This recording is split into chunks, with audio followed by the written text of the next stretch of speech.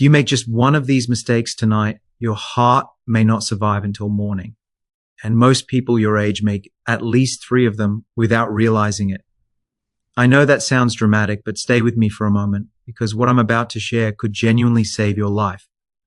Tonight, I'm going to show you the silent mistakes that happen while you sleep, the ones that don't cause pain, don't trigger alarms, and don't give second chances. And more importantly, I'll show you how to fix them before your head hits the pillow. Let me start with a story that still weighs on me. A man in his late 60 seconds came into my office for what he thought was a routine visit. He was active, still driving, still working part-time, and he described himself as doing pretty well for his age. His blood pressure was a little high, but nothing alarming. His cholesterol was borderline, but manageable. When I asked him how he was sleeping, he shrugged and said, "Not great, but who does at my age?" That sentence right there, that mindset is more dangerous than most people realize. 2 weeks later, his wife found him unresponsive in bed. No warning, no chest pain, no emergency call in the night, just silence. When I spoke with her afterward, she told me something I've heard far too many times. He said he was just tired. We thought it was normal. Here's the truth that rarely gets explained clearly enough. Your heart is not safest when you sleep. In fact, for many people over 55, nighttime is when the heart is under its most dangerous kind of stress. Not the loud, obvious stress you feel during exercise or emotional moments, but the quiet kind, the kind that builds slowly, silently while you're unconscious. Blood pressure shifts, breathing patterns change, oxygen levels dip, and small, seemingly harmless habits can suddenly become life-threatening when combined in the dark. I'm Dr. Robert Harrison, and for decades I've studied what happens to the heart during sleep. I've reviewed thousands of cases involving nighttime cardiac events, sudden death during sleep, and heart rhythm disturbances that only appear after midnight. And what I can tell you with absolute certainty is this: most of these events are not random. They are the result of preventable mistakes people don't even know they're making. The first one is incredibly common, and almost everyone believes they're doing the right thing. The first mistake is going to bed dehydrated. Most people, especially seniors, intentionally stop drinking water in the evening because they don't want to wake up to use the bathroom. That sounds logical. It feels practical. But inside your body, something very different is happening. When you're dehydrated, your blood becomes thicker. That makes it harder for your heart to pump efficiently. Your circulation slows, your blood pressure regulation becomes unstable, and your risk of clot formation increases. During the night, especially between about 2 and 6 in the morning, your heart rate naturally drops and your blood pressure fluctuates. That combination, thicker blood and slower circulation, is exactly when heart attacks and strokes are most likely to occur. I've had patients tell me they avoid water after dinner because they think they're protecting their sleep. What they don't realize is that they may be putting their heart at risk instead. This doesn't mean you should chug water right before bed, but completely avoiding fluids for hours before sleep is a silent danger. A small glass of water, about half a cup 30 to 60 minutes before bed, can make a meaningful difference. It helps keep your blood flowing smoothly during the most vulnerable hours of the night. But here's the important part. Hydration alone is not enough if you're making the second mistake, which has to do with how you sleep. The second mistake is sleeping completely flat on your back when your heart can't handle it. Lying flat feels natural. It feels comfortable. For years, many people have slept that way without thinking twice. But as we age, the heart's ability to handle fluid shifts, changes. When you lie flat, fluid redistributes toward your chest. That can increase pressure in your lungs and make it harder for your heart to do its job. For people with high blood pressure, heart failure, or even mild undiagnosed heart weakness, this can be dangerous. Let me ask you something important. Have you ever woken up in the middle of the night feeling short of breath, or felt like you needed to sit up to breathe more comfortably? That's not anxiety. That's not just aging. That's your heart struggling under nighttime conditions. I once had a patient who slept with multiple pillows stacked under her head. When I asked her why, she said she didn't really know. It was just the only way she felt comfortable. Her body had figured out something her mind hadn't. Elevating her upper body reduced the strain on her heart. She wasn't being picky. She was compensating for a problem. Slight elevation, just a few inches, can significantly reduce nighttime cardiac stress. You don't need to sleep sitting upright. You don't need expensive equipment. Even a gentle incline can help your heart and lungs work together more efficiently while you sleep. But even posture won't protect you if you're making the third mistake, which is one of the most overlooked and dangerous ones of all. The third mistake is taking the wrong helper before bed. Sleep aids are incredibly common. Over-the-counter products, nighttime pain relievers, melatonin, and prescription sleep medications are often seen as harmless, but many of them can interfere with breathing, lower oxygen levels, or disrupt heart rhythm, especially in older adults. I've reviewed countless cases where someone passed away peacefully in their sleep, and when we looked deeper, we found that a nighttime medication played a role. The most dangerous part is that these ions often don't cause obvious symptoms. You don't feel pain. You don't wake up gasping. Your heart rhythm simply becomes unstable, or your oxygen drops just enough to trigger a fatal event. People often tell me, I only take it when I really need sleep, but sometimes once is enough. This risk is even higher if you snore loudly, stop breathing during sleep, or wake up feeling unrefreshed despite sleeping for hours. This is why it's so important to ask a very specific question when it comes to nighttime medications. Not just, is this safe, but is this safe for my heart while I sleep? If the answer isn't clear, that's a red flag, but medication isn't the only thing people overlook at night. The fourth mistake has to do with symptoms people have learned to ignore. The fourth mistake is dismissing nighttime symptoms you've gotten used to. Humans are incredibly adaptable. We normalize discomfort. We tell ourselves that poor sleep, snoring, night sweats, or waking up tired are just part of getting older.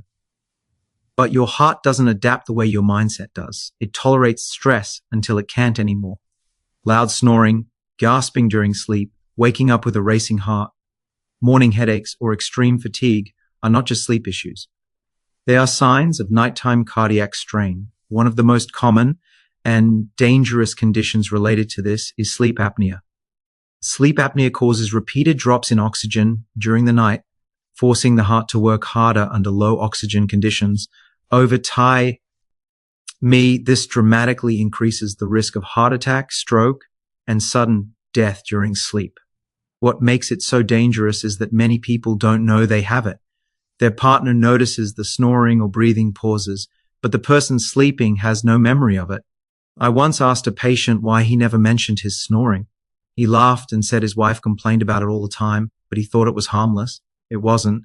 Once he was diagnosed and treated, his heart rhythm stabilized and his energy returned. Ignoring nighttime symptoms doesn't make you tough. It makes you vulnerable. And all of this leads us toward the final mistake, the one that ties everything together and often determines whether the heart truly gets rest at night. But before we get there, let me say this clearly. None of these mistakes feel dangerous in the moment. That's why they're so deadly. They don't hurt. They don't scare you. They simply set the stage. And what happens next, the final mistake, is something almost everyone underestimates, especially in the quiet moments before sleep. Now we come to the final mistake. And in many ways, this is the one that decides whether all the others become dangerous or not. Because even if you hydrate properly, sleep at the right angle, avoid risky medications, and recognize warning signs, there's still one thing that can quietly undo all of that.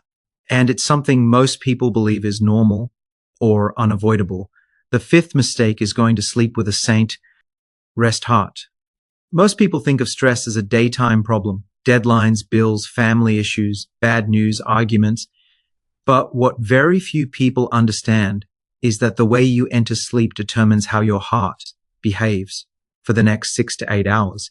If you go to bed tense, anxious, angry, or mentally overstimulated, your nervous system doesn't just switch off when you close your eyes. Stress hormones like cortisol and adrenaline remain elevated. Your heart rate stays higher than it should. Your blood pressure doesn't dip the way it's supposed to at night. And your heart never truly gets the rest it needs. I've seen this pattern again and again. Patients with acceptable test results during the day, but dangerous heart rhythm disturbances that only appear at night.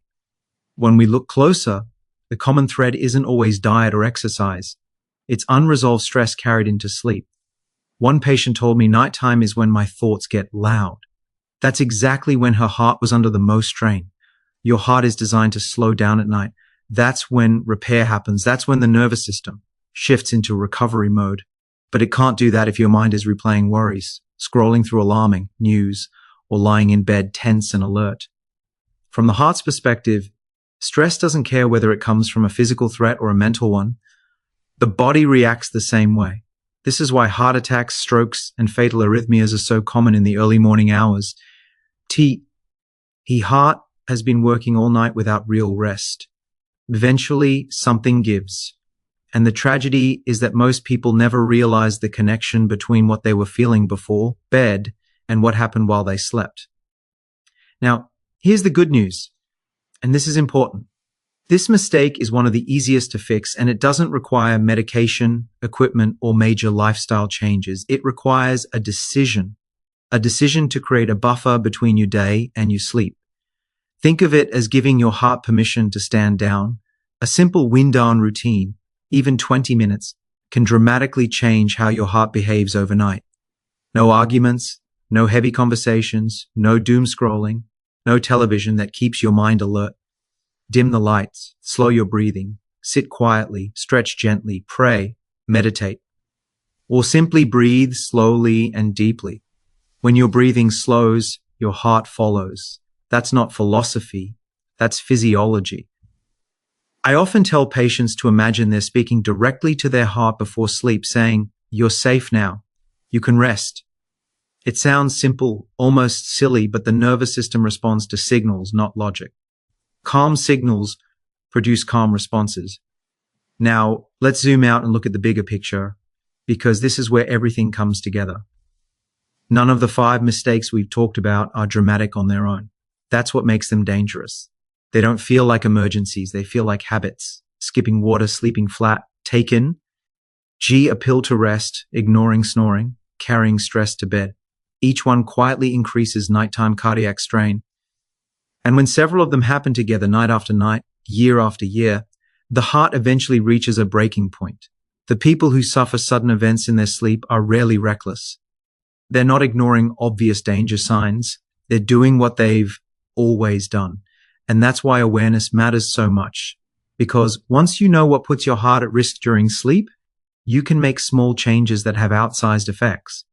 So, let's make this practical tonight. Before you go to bed, do 5 simple things. Drink a small glass of water earlier in the evening. Not enough to disrupt your sleep, just enough to protect your circulation. Adjust your sleeping position so your upper body is slightly elevated, especially if you've ever felt short of breath at night. Take a moment to question any medication or supplement you use to help you sleep and ask whether it's truly heart safe. Pay attention to nighttime symptoms you've been brushing off as normal and take them seriously. And finally, give your heart a calm, quiet transition into sleep. These are not extreme measures. They are gentle corrections, and they matter because sleep is not just rest. Sleep is a test. Every night, your heart is tested under low oxygen, slow circulation, and shifting pressures. The goal is not to make that test harder than it needs to be. I want to share one final thought with you. And it's something I wish more people understood earlier. When something goes wrong during sleep, there is no warning bell. There is no chance to push through. That's why prevention matters so much more than reaction. The heart doesn't announce when it's had enough. It simply stops. But the opposite is also true. When you support your heart properly at night, it becomes more resilient during the day. Better sleep improves blood pressure, stabilizes heart rhythm, reduces inflammation, and improves energy and mental clarity. Nighttime care isn't separate from heart health. It's the foundation of it. So here's my question for you, and this is important. Which one of these mistakes do you think you've been making without realizing it? Not which one scares you the most, but which one sounds uncomfortably familiar? Take a moment and be honest with yourself. If this video made you think differently about how you sleep tonight, I want you to do one more thing. Share it with someone you care about, a spouse, a sibling, a friend, because the most dangerous heart mistakes don't happen in public. They happen quietly in the dark while we sleep. And sometimes awareness is enough to save a